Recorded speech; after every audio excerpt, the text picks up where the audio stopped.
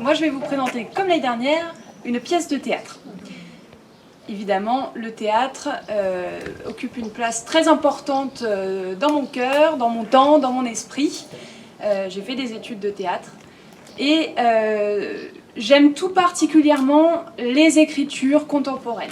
Donc, c'est-à-dire tous les textes qui sortent depuis 2010, donc des auteurs vivants, souvent des jeunes auteurs, et qui ont beaucoup de choses à nous raconter et qui innovent sur la forme.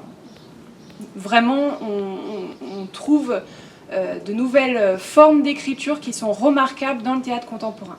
L'année dernière, je vous avais présenté Groenland de Pauline Sall, et cette année, je veux vous présenter Nous les vagues de Mariette Navarro. Mariette Navarro est une écrivaine humble, mais remarquable, d'une créativité vraiment impressionnante, riche, on va dire, dans son intelligence. Voilà, donc c'est une de mes écrivaines préférées, si on peut mettre un classement. Et ce texte me bouleverse depuis des années. À chaque fois que je le lis, il provoque en moi des émotions assez fortes qui peuvent aller jusqu'aux larmes, en quelque sorte. Nous les vagues, c'est l'histoire d'un groupe, ou plutôt l'histoire d'une définition. C'est-à-dire que Nous les vagues, c'est un groupe comme nous aujourd'hui, une masse de personnes qui tend à se définir.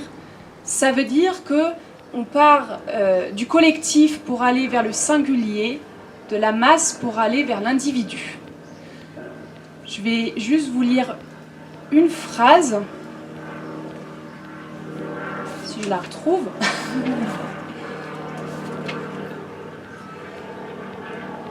Précisons les contours, d'abord.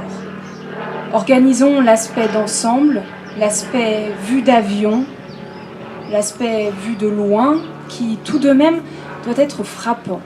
Les traits nets, les traits précis, et le squelette irréprochable. C'est juste les quelques premiers mots de cette pièce de théâtre. On commence par le nous, on finit par le je. On commence par une vue de loin, par avion, une vue d'ensemble, et on finit par le je qui aime les cerises du mois de juin.